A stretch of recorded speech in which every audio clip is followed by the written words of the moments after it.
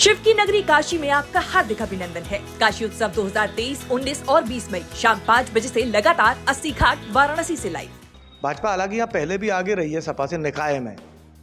इस बार भी नगर पालिका की एक प्रतिष्ठित सीट थी जो सबसे बड़ी यहाँ सीट थी, उस पर भी सपा और भाजपा की भी सीधा मुकाबला हुआ। इवन यहाँ जितने भी निकाय थे, जो 9 नगर पंचायतें हैं और एक नगर पालिका है, सभी जगह अगर हम ज्योति खुड़िया को छोड़ दें तो भाजपा और सपा के बीच में ही मुकाबला हुआ है। मैनपुरी की जो 10 अध्यक्ष पद की सीटें हैं उसमें से 7 सीटों पे भाजपा ने कब्जा किया है। 2 सीटें किशनी और करहेल की सपा को मिली है। डिम्पल यादव और अखिलेश यादव दोनों ने ही मैनपुरी में खूब जोर लगाया, क्योंकि अखिलेश यादव की विधानसभा करहल इसमें आती है तो डिम्पल यादव मैनपुरी से सांसद है। लेकिन निकाय चुनाव में बीजेपी सपा को मैनपुरी में ही पीट दिया। 10 पंचायत अध्यक्ष सीट में से बीजेपी ने 7 जीती। हालांकि सपा ने भी बीजेपी के लोध वोटरों को तोड़ लिया। ऐसे में बड़ा सवाल यह है कि आखिर क्या ये निकाय चुनाव में मिली हार के बाद डिम्पल यादव मैनपुरी के गढ़ को एक बार फिर बचा पाएंगी? ये जानने के लिए हमने बात की स्थानीय पत्रकारों से।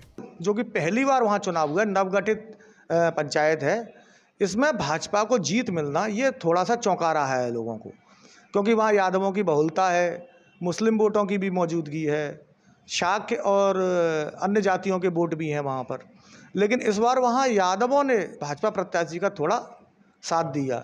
ये चीज़ लोगों को चौंका रही है और इससे भाजपा का थोड़ा उत्साह भी बढ़ा है, तो ये फैक्टर काम करेंगे। हालांकि इस चुनाव में एक और दिलचस्प बात हुई है, सपा ने पहली बार नगर पालिका में एक लोधी प्रत्याशी को उतारा था और लोधी समाज पूर्व के जो चुनाव हैं उनमें भाजपा के साथ दिखता रहा है, उसका समर्थन ज़्यादातर भाजपा के साथ दिखता है।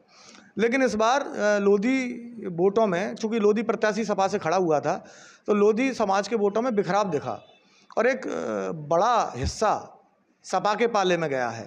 यहाँ इस सीट की पर्टिकुलर बात करें अगर मैनपुरी की, तो यहाँ सपा पहले से स्ट्रांग है।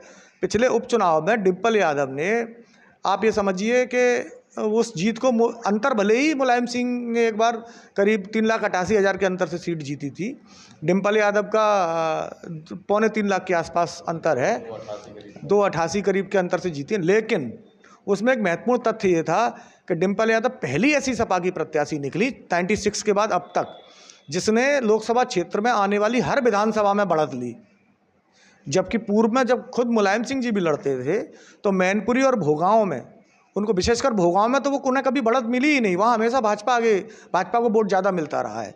तो इस सिनेरियो में भी भाजपा रणनीति तैयार कर रही है। देखिए, अभी 4 महीने पहले यहाँ लोकसभा उपचुनाव हुआ, उसमें समाजवादी पार्टी के प्रत्याशी डिम्पल यादव को बड़े अंतर से जीत मिली।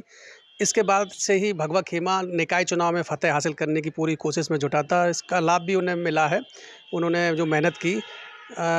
मैनपुरी की जो 10 अध्यक्ष पद की सीटें हैं उसमें से 7 सीटों पे भाजपा ने कब्जा किया है। 2 सीटें किशनी और करहेल की सपा को मिली है, एक निर्दलीय के खाते में गई है।